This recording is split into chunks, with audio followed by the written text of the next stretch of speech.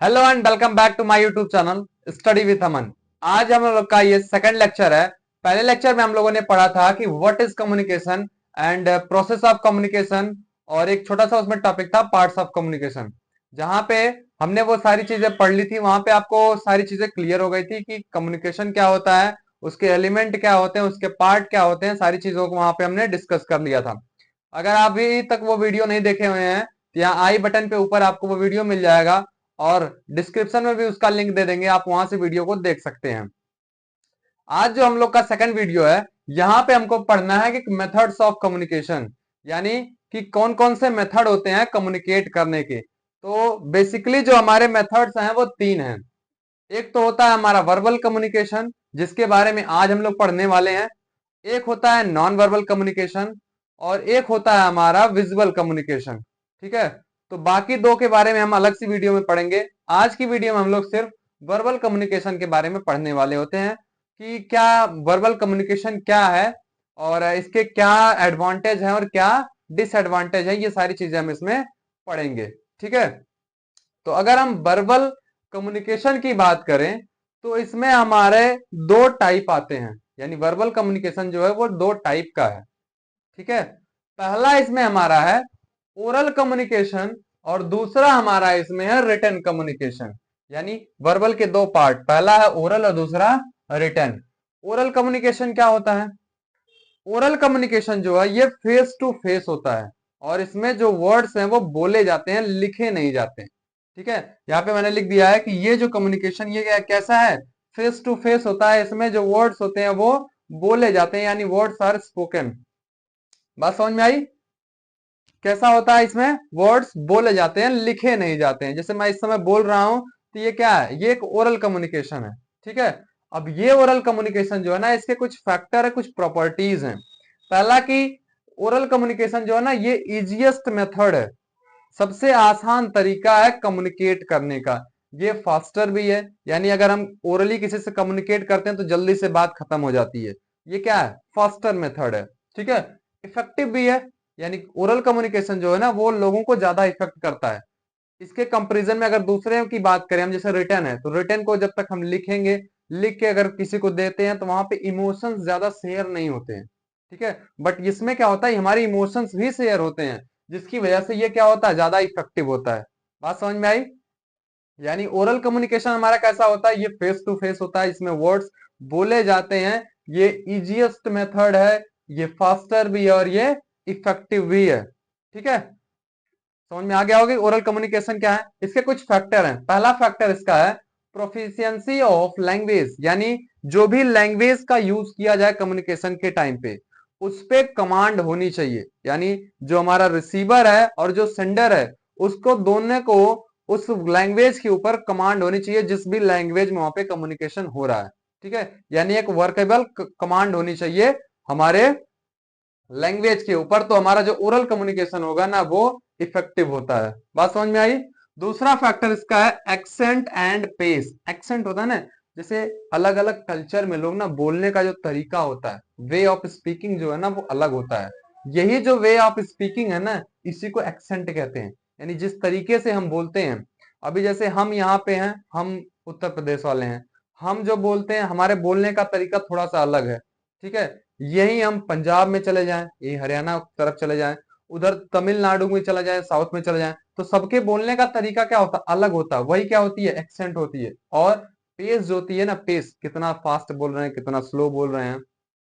ठीक है, तो ये क्या हो जाती है, पेस हमारी हो जाती है। ये क्या फैक्टर है, ये इफेक्ट करते हैं हमारे ओरल कम्युनिकेशन को। जैसी एक्सेंट होगी, जैसी पेस होगी, जैसी लैंग्वेज का यूज करेंगे, उस हिसाब से हमारा क्या होता है, जितना अच्छा ये सब रहेगा उतने ज्यादा इफेक्टिव होगा हमारा कम्युनिकेशन। अगला है वॉल्यूम। वॉल्यूम जो है, इसमें वही है कि कोई कितना हार्श, कभी कभी ना हम हार्श डिलीवर करते हैं अपने स्पीच को। हार्श डिलीवर का मतलब बहुत फास्ट बोल देते हैं कोई चीज, या बहुत कभी कभी होता है बहुत स्लो बोलते हैं। तो ये वॉल्यूम जो है ना, वो भी डिपेंड करता है, वो भी क्या है, फैक्टर है जो इफेक्ट करता है हमारे ओरल कम्युनिकेशन को। अगला फैक्टर, और इसमें जो है ड्यूरेशन। ड्यूरेशन का मतलब होता है कि जो हमारा ओरल कम्युनिकेशन ना, ये जितना लंबा होगा उतना कम इफेक्टिव होगा। तो अगर हम कहीं पे ओरल कम्युनिकेट कर रहे हैं किसी से, तो ट्राई करें कि वो जो उसकी ड्यूरेशन हो कम से कम हो। जितना कम होगा उतना ही ज्यादा इफेक्टिव होता है। जितना ज्यादा टाइम लेंगे हम, उतने जो ऑडियंस है ना वो बोरिंग फील करती है, और अगर बोरिंग फील करेगी तो हमारा कम्युनिकेशन इफेक्टिव नहीं हो सकता है। इसलिए ड्यूरेशन का खासा ध्यान रखेंगे जब हम ओरल कम्युनिकेशन करेंगे। बात समझ में आई? ओरल कम्युनिकेशन क्या होता है ये समझ में आ गया, इसके फैक्टर समझ में आ गए। अब ये जो ओरल कम्युनिकेशन है ना, इसके कुछ एडवांटेज हैं और साथ साथ उसके कुछ डिसएडवांटेज हैं। जब भी हम बात करते हैं ओरली, तो वहां पे उसके क्या क्या फायदे हो सकते हैं, क्या क्या एडवांटेज है। पहला है, ये लीस्ट एक्सपेंसिव है, यानी जितने भी कम्युनिकेशन के मेथड्स हम पढ़ेंगे, सबसे कम खर्चीला कौन सा हमारा है, वो हमारा ओरल कम्युनिकेशन है। ठीक है। दूसरा इसका एडवांटेज है, सेव्स टाइम, यानी इस कम्युनिकेशन को अभी मैं जिसे पढ़ा रहा हूं, ये आप किताब जब पढ़ेंगे तो उसमें ज्यादा टाइम लगेगा, बट उसी चीजों को मैं क्या करूंगा, आपको अगर ये सब पढ़ने में, अगर किताब पढ़ेंगे तो आधा घंटा लगेगा, मैं इसको 10 मिनट में आपको एक्सप्लेन कर दे रहा हूं। तो क्या हो रहा है, ओरल कम्युनिकेशन टाइम हमारा बचाता है। ठीक है, ये इसका एडवांटेज है। अगला है इमीडिएट फीडबैक। अभी मैं पढ़ा रहा हूं, इसमें आपको, जब मैं पढ़ा रहा हूं तो इसमें आपको अगर कुछ नहीं समझ में आएगा तो आप तुरंत फीडबैक देंगे कि सर ये चीजें नहीं समझ में आई। तो उसमें क्या होता है, और अगर ये दूसरा कोई कम्युनिकेशन होता तो उसमें पहले लिखा जाता, अगर रिटर्न मान लेते रिटर्न रहेगा तो उसमें पहले वो लिखा जाएगा, तो उसके बाद तब मेरे पास आएगा, तब मैं उसको देखूंगा, उसके बाद फिर उस पर रिस्पॉन्स करूंगा। बट यहाँ पे क्या है, मैं जब कुछ ओरली पढ़ा दिया, आपको नहीं समझ में आया, तुरंत आप कहेंगे कि सर मुझे नहीं समझ में आया। तो यहाँ पे क्या होता है, फीडबैक तुरंत मिल जाता है, यानी इमीडिएट इसमें फीडबैक मिलता है। और इसका अगला एडवांटेज जो है, useful for all kind of audience, मतलब हर एक तरह की ऑडियंस जो हमारी है, ठीक है, उसके लिए यूजफुल होता है। कभी कभी क्या होता है ना, कुछ लोग कम पढ़े लिखे होते हैं, अब उनको हम दे दिए एक लेटर लिख के दे दिए, तो वो क्या समझ पाएंगे, नहीं समझ पाएंगे। बट उन्हीं को जो हम पढ़ के सुना देंगे तो वो समझ पाएंगे। तो ये क्या होता है, किसी भी टाइप की ऑडियंस हो, पढ़ी लिखी हो या अनपढ़ हो, उसके लिए ये यूजफुल होता है। यानी ये क्या होगा, ये तो एडवांटेज हो गया। बट हम ये भी जानते हैं कि जब किसी चीज का कुछ फायदा होता है, कुछ एडवांटेज होता है, तो साथ साथ उसका कुछ नुकसान भी होता है। ठीक है, यानी अगर ओरल कम्युनिकेशन इतना फायदेमंद है, इतना इसका एडवांटेज है, तो इसका कुछ ना कुछ क्या होगा, डिसएडवांटेज भी होगा। तो आइए देखते हैं उसका डिसएडवांटेज क्या है। यहाँ पे अगर बात करें इसके डिसएडवांटेज की, तो पहला इसका है, it has no legal value in the court of justice. ठीक है, कोर्ट ऑफ जस्टिस आगे नहीं लिखा है, मैंने शॉर्ट में थोड़ा सा लिखा है कि नो लीगल वैल्यू।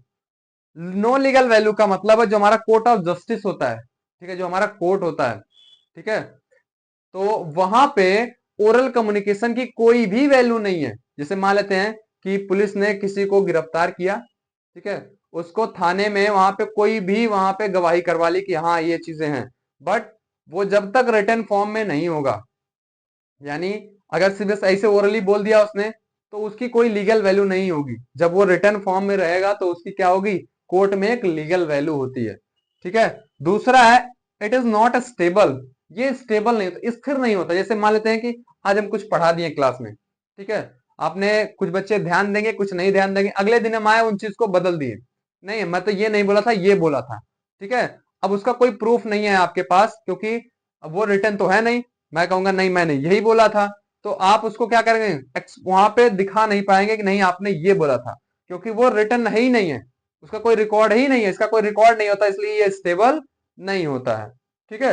अगला है, ग्रेटर स्कोप ऑफ एरर। जैसे अभी क्या है ना, इसमें मैं पढ़ा रहा हूं, ठीक है, और ओरली पढ़ा रहा हूं, तो ओरली में क्या है ना कि जो हमारे एरर हैं, यानी गलती जो होती है ना, उसके चांस बढ़ जाते हैं। तो इसमें क्या हो जाता है, इसमें जो एरर है उसका स्कोप बढ़ जाता है हमारा। अब एरर का स्कोप है, जैसे मान लेते हैं कि मैं घंटों तक ऐसे ही ओरली पढ़ा रहा हूं, तो कभी कभी होता है ना, कुछ चीजें माइंड से स्लिप हो जाती हैं, याद नहीं आती हैं, तो उस टाइम पे क्या हो जाता है, हम कुछ गलत बता देंगे। ठीक है, बट वो अगर कोई और फॉर्म रहता, जैसे रिटर्न फॉर्म अगर रहता, तो वहां पे चीजें लिखी होती, तो मैं अगर कुछ भूल रहा हूं तो देख लेता, बट यहाँ पे वो चीजें नहीं होती है, तो इसमें गलतियों का जो स्कोप है वो बढ़ जाता है। और अगला जो है not use for longer duration, अभी यहाँ पे बताए थे कि ये जो ड्यूरेशन के लिए, लंबे समय के लिए ये यूजफुल नहीं होता है, तो इसको शॉर्टर टाइम के लिए हम करेंगे और इसमें ज्यादा चीजें टू द पॉइंट बात करके हट जाएंगे, ज्यादा इस पे वो बातें नहीं करेंगे क्योंकि जो ऑडियंस है ना उसको बोरिंग फील होने लगता है। तो जितना कम टाइम में और जितना ज्यादा बता पाएंगे उतना ही क्या होता है, इसका यूजफुल ये उतना है। तो लॉन्गर ड्यूरेशन के लिए यूजफुल नहीं है। बात समझ में आई? यहाँ पे ओरल कम्युनिकेशन क्या है, उसके फैक्टर क्या है और उसके एडवांटेज और डिसएडवांटेज, इतनी सारी चीजें हमने यहाँ पे देख ली हैं। अब बात करते हैं वर्बल कम्युनिकेशन के दूसरे पार्ट का। वो क्या है? वो है हमारा रिटन कम्युनिकेशन। अब ये रिटन कम्युनिकेशन क्या होता है? तो यहां पर मैंने लिख दिया कि इसमें रिटन वर्ड्स होते हैं। इसमें क्या था, वर्ड्स बोले जा रहे थे और इसमें वर्ड्स लिखे जाएंगे। ठीक है, यहां पर ये कैसा होता है, ये क्लियर होता है, करेक्ट होता है और टू द पॉइंट होता है। ठीक है, इसमें जो है ना, अभी ओरल कम्युनिकेशन में हम चीजों को एक्सप्लेन करने के लिए बहुत सारी चीजें बोल देते हैं, बट इसमें क्या है, इसमें टू द पॉइंट रखना होगा ताकि जो ऑडियंस है, जो रिसीवर है, उसको जल्दी से और आसानी से वहां पे डिकोड कर पाए। बात समझ में आई? अब ये, अब कहोगे कि सर रिटन कम्युनिकेशन कहाँ कहाँ होते हैं, कहाँ देखने को मिलते हैं हमें, तो ये तो इसका हमारी जो लाइफ है ना, उस बेसिक लाइफ में डेली यूज करते हैं, हम डेली लाइफ में यूज करते हैं। जैसे लेटर्स लिखे जाते हैं, ठीक है, स्कूलों में आप लिखते होंगे, इंग्लिश में हिंदी में लेटर्स लिखते होंगे, ठीक है, तो वो भी किसके एग्जाम्पल हैं, रिटन कम्युनिकेशन के एग्जाम्पल है। रिपोर्ट आपको लिखाई जाती होगी, वो भी किसका एग्जाम्पल है, रिटन का एग्जाम्पल है। न्यूज लेटर्स आप देखते होंगे। ये रिज्यूम जो है ना, रिज्यूम को बायोडेटा समझ लो। जो भी, जैसे मुझे अब कहीं पे जॉब करनी है तो मैं अपना पूरा बायोडेटा बनाऊंगा कि मैंने यहाँ यहाँ से पढ़ाई की है, ये चीजें पढ़ी हैं, और इससे पहले अगर मेरा कोई कहीं और पढ़ाया होगा तो वो एक्सपीरियंस भी लिखूंगा उसमें। तो सारी चीजें ये क्या होती है, वो बायोडेटा के अंदर आती है, वो रिज्यूम होता है, वो भी क्या होगा, रिटन कम्युनिकेशन होगा। बात समझ में आई? अब इसमें जो है ना, इसके कुछ एडवांटेज और डिसएडवांटेज की बात कर लेते हैं। यहां पर रिटन कम्युनिकेशन, मैं एक चीज यहां पे अच्छी चीज बता दे रहा हूं आपको, दोनों के एडवांटेज और डिसएडवांटेज रटने की जरूरत नहीं है। ठीक है, आप एक का याद करोगे दोनों का याद हो जाएगा। आप यहां पर अगर देख पा रहे हो, जो इसका एडवांटेज लिखा है ना, legally accepted, stable, useful for longer duration. अब यहां पर अगर देखें कि इसका जो एडवांटेज है ना, वो इसका डिसएडवांटेज है। यहां पे था, ये इसकी कोई लीगल वैल्यू नहीं थी, बट इसकी एक लीगल वैल्यू है। यानी कोर्ट ऑफ जस्टिस में रिटन कम्युनिकेशन की क्या है, एक लीगल वैल्यू होती है। ठीक है, दूसरे में इसमें लिखा है कि नॉट स्टेबल, यानी ये स्टेबल नहीं होता है। बट ये जो रिटन कम्युनिकेशन है ना, जैसे हम लेटर लिख दिए, अब लेटर में हम जो एक बार लिख दिए वो चीजें वहां पे पड़ी रहती है। बट एक चीज और याद रखना इसमें, यहाँ जो रिटन कम्युनिकेशन ना, यहाँ पे हम जब लिखते हैं ना तो हमारे पास टाइम होता है सोचने का, हम उसमें जो हमारी वोकैबुलरी है ना उसको अच्छे से सोच समझ कर लिख सकते हैं। बट ये चीजें यहाँ पर ओरल कम्युनिकेशन में नहीं होती हैं। बात समझ में आई? ये स्टेबल होता है, स्टेबल इसलिए क्योंकि वहां पे चीजें लिखी हुई हैं, जब भी कोई देखेगा हम उसको वहां पे दिखा सकते हैं और इसका डुप्लीकेट भी बना सकते हैं, जबकि ओरल कम्युनिकेशन का कोई भी डुप्लीकेट नहीं बनाया जा सकता। लेकिन रिटन कम्युनिकेशन स्टेबल होता है, इसलिए क्या होता है, इसका हम डुप्लीकेट बना के अगर ऑडियंस में डिस्ट्रीब्यूट करना चाहें तो कर सकते हैं। बात समझ में आई? तीसरा पॉइंट इसका, यूजफुल फॉर लॉन्गर ड्यूरेशन। ये यहां पर हम देखते होंगे कि जो न्यूज लेटर हमारा आता है, वो जो भी होता है उसमें पूरे पूरे पेज लिखे होते हैं और हम लगभग उस पूरे पेज को, हम तो नहीं पढ़ते होंगे बट हमारे जो गार्जियन है, पेरेंट्स है, वो पढ़ते होंगे, पूरा पढ़ लेते हैं उसको। ठीक है, और उसमें चीजें स्टेबल होती हैं, इसलिए जब भी मन करेगा, कुछ चीजें अगर भूल रही हैं दोबारा से देख लेंगे, तो ये लॉन्गर ड्यूरेशन के लिए अच्छा होता है। बट इसमें क्या है, एक बार मैं बोल के चला गया, अब तो दोबारा वो चीजें मिलेंगी नहीं, तो शायद चीजें भूल जाएं। बट इसमें क्या होता है, चीजें लिखी हुई हैं, जब मन करेगा अगर कुछ भूल रहे हैं तो यहाँ पर हम देख के और उसको वहां पे कम्युनिकेट कर पाएंगे। बात समझ में आई? यहां पर देख लिए हम कि जो इसका एडवांटेज है वो ओरल का क्या था, डिसएडवांटेज था। तो अब इसका जो डिसएडवांटेज होगा ना, वो ओरल का एडवांटेज होगा। ठीक है, अभी देखिए यहां पर ये क्या होता है, टाइम टेकिंग होता है। ठीक है, और ये जो है ना, इसमें टाइम बचता है, यानी जो इसका फायदा है ना वही इसका नुकसान है।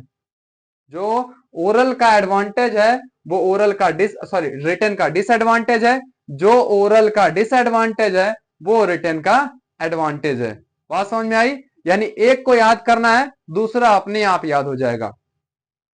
इसमें क्या लगता है, टाइम लगती है, जबकि यहां पे टाइम बचती थी। अब कोई चीज कम्युनिकेट करेंगे तो वहां पर लिखेंगे पहले, उसके बाद तब ऑडियंस के पास पहुंचेगी, रिसीवर के पास पहुंचेगी, तो रिसीवर उसको देखेगा, पढ़ेगा, तब समझ पाएगा।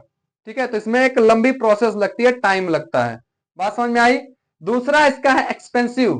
इसमें ये खर्चीला कम था, इसमें खर्चा कम लगता था, बट यहां पर उसको ड्राफ्ट करना है, उसको सेंड करना है, इन सब में पैसा लगता है।